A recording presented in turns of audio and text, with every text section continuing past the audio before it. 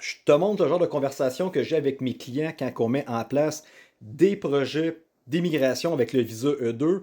Quand le client a un certain gros portefeuille qui veut transférer sa liquidité du Canada vers les États-Unis et il s'en va acheter plusieurs projets immobiliers, que ce soit un peu partout aux États-Unis. On vise principalement présentement le Texas et la Floride et on veut créer une structure dans laquelle il va y avoir un holding qui va venir protéger les achats qui sont en dessous.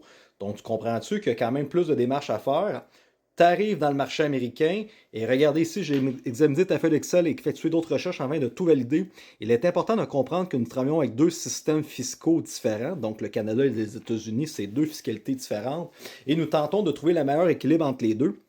La transition du statut de contribuable canadien à celui de contribuable américain constitue déjà un défi en soi, dans l'intérêt que tu veux payer comme zéro impôt de l'autre côté, auxquels s'ajoutent les exigences liées au visa d'investisseur E2. Donc, il faut trouver la structure pour que tu aies des holdings, des sociétés qui possèdent des LLC, et tout ça, ça doit être compatible avec ton visa E2. Comprends-tu qu'il y a comme une bonne petite gymnastique à faire au niveau fiscal? Donc, tout cela reste parfaitement réalisable à condition que certaines flexibilités de votre part. Vous trouverez en pièce jointe supplémentaire pour mieux comprendre les dépenses qui sont générées, les dépenses de répartition. Je t'invite à consulter plus particulièrement la section 2 et 3. Et fur et à mesure que le projet va avancer, on va s'adapter. Donc, regardez, est-ce que vous comprenez à quel point qu'on vient établir et qu'on vient coacher le client et on va même lui faire la structure financière des dépenses qu'il va devoir faire pour être sûr certain que ce projet s'en va vers la bonne direction. Quand que les gens me disent, oui, Max, pourquoi que je devrais engager ta compagnie plutôt que de faire affaire directement avec un avocat d'immigration, je t'explique, c'est simple à comprendre. Puis si tu es en entrepreneur, tu vas comprendre. L'avocat en immigration, qu'est-ce qu'il fait? Il remplit des papiers d'immigration. C'est pas ton fiscaliste, c'est pas ton comptable. Lui, l'avocat d'immigration, qu'est-ce qu'il veut? C'est que tu lui donnes 8 000 $ pour faire ton dossier d'immigration. Il va te dire, ouvre une LLC, fais tes dépenses, dépense 100 000 $ et reviens-moi avec tout ça.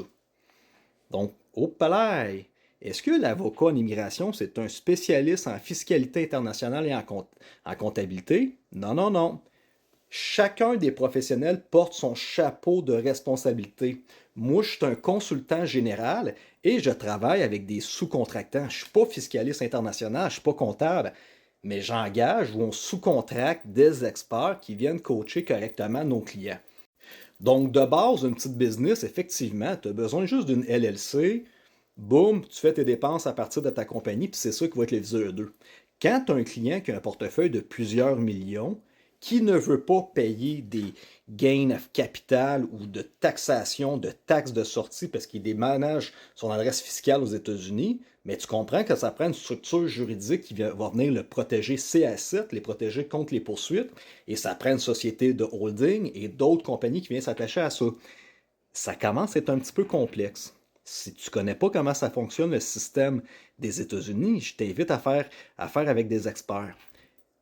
Une erreur majeure à un client dans cette nature-là qui s'en va acheter pour plusieurs millions de portes, que ce soit au Texas ou en Floride, pourrait lui coûter plusieurs centaines de milliers en taxes par année aux États-Unis. Et c'est une erreur qui va être coûteuse à l'ombre, qui va être dure à backtracker. Donc, tu comprends-tu que ta structure initiale, quand tu commences, est extrêmement importante que tu la fasses solide au bon moment.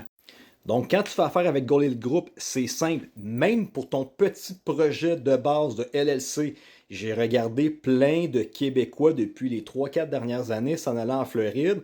Les gens veulent sauver de l'argent, veulent faire leur projet par eux-mêmes. Or, j'ai vu des gens perdre plusieurs dizaines de milliers de dollars et même des centaines de milliers de dollars parce qu'ils ont commencé un projet de restauration. Finalement, ils ont payé 6 mois de loyer à quelque part, se rendant compte que c'était beaucoup plus difficile les permis de la ville puis tout ça pour faire ce type de projet-là. Ils ont perdu plusieurs dizaines de milliers. Ils ont changé de projet en cours de route. J'ai des clients qui ont engagé d'autres personnes pour faire leur immigration et ça fait 2 ans qu'ils tournent encore en rond et qu'ils sont pas capables d'aboutir et sortir le projet. Puis ils disent Max, tout est lent, je comprends pas, j'ai engagé des. Puis il se passe rien. Toi, tu es productif, toi, tu sors la marchandise. Je suis pas capable de sortir ça en 3-4 mois, moi non plus. Là. La vérité, c'est qu'il y a des délais qu'on ne contrôle pas.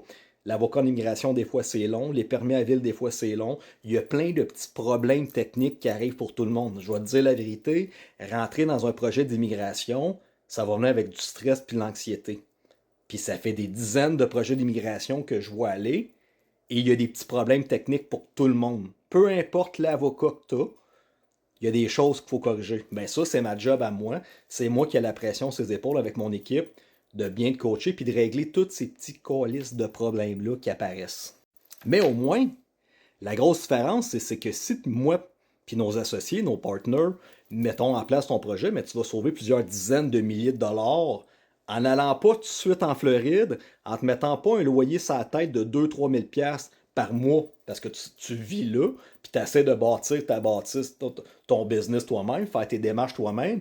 Puis là, tu n'as pas évalué le coût de la vie que pendant que tu n'as pas de visa E2 puis que ta business, tu ne travailles pas au Québec, bien là, tu commences à payer ton loyer de ton commerce, tu commences à faire des dépenses, tu travailles pas au Québec, puis en plus de ça, ben, tu payes pour vivre en Floride, puis là, ben, tu as voulu sauver de l'argent, puis finalement, tu te rends compte que tu es 50 000, 60 000 dans le trou, parce que tu as voulu faire ton projet toi-même, puis ça a été beaucoup plus long que tu as pu penser. Moi, sincèrement, je pensais faire ça en 4 mois. Mon propre projet, je l'ai sorti en 1 an. Donc, juste te donner une expertise, financièrement, j'avais prévu 4 mois sans travailler, ça m'a pris 1 an. OK? Donc maintenant, on trouve des solutions pour que nos clients payent le moins possible, qu'ils dépensent le moins possible dans leur, euh, dans leur projet. Donc, on va faire une stratégie de tes compétences puis du type de business que tu vas mettre en place, puis on va t'enligner pour que tu sois capable de dépenser le moins possible avec un investissement minimal pour s'assurer que ça passe. Et on va trouver un projet. Je brainstorm avec toi, là. Je parle à des entrepreneurs en longueur de journée, fait qu'on trouve des idées, on fabrique des compagnies.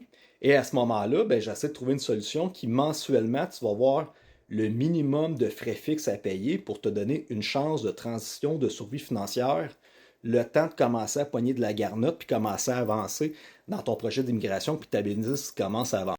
Donc c'est simple, Goal Elite Group, pourquoi je te fais sauver plusieurs dizaines de milliers de dollars, du stress, de l'anxiété, des choses que tu fais à tantôt, que tu vas perdre ton temps littéralement puis que dans 2-3 ans, tu vas être encore dans ton projet d'immigration puis tu vas te rendre compte que tu n'arrives jamais au bout. Je viens greffer tous les spécialistes que tu as besoin, que ce soit le comptable international, le fiscaliste international, de créer la structure de ta business pour pas que tu aies à payer d'impôts de l'autre côté, puis que tu aies la meilleure protection juridique. Là. Quelqu'un te poursuit à quelque part ici, là, ben là, c'est une compagnie qui est au Delaware, qui est au Wyoming, puis toute la patente, puis essaie de trouver c'est qui le propriétaire de ce holding-là, parce que tu veux pas être poursuivi aux États-Unis. Faut que tu penses à ces choses-là, mon ami. Et cette structure-là, là, moi j'ai des amis qui ont payé 100 000 des fiscalistes professionnels pour leur mettre leur structure. On a déjà la recette. Fait que quand j'arrive avec un client qui a un bon portefeuille et qui ne veut pas se faire péter la gueule de l'autre côté, on arrive tout de suite avec une structure qui est plus complexe, mais qui va donner plus de possibilités pour sauver de l'argent à notre client et une meilleure protection juridique. C'est ça, Goal Elite Group, c'est qu'on vous emmène dans le bon chemin immédiatement, au bon moment. Vous avez juste à m'écrire un email juste ici. Merci.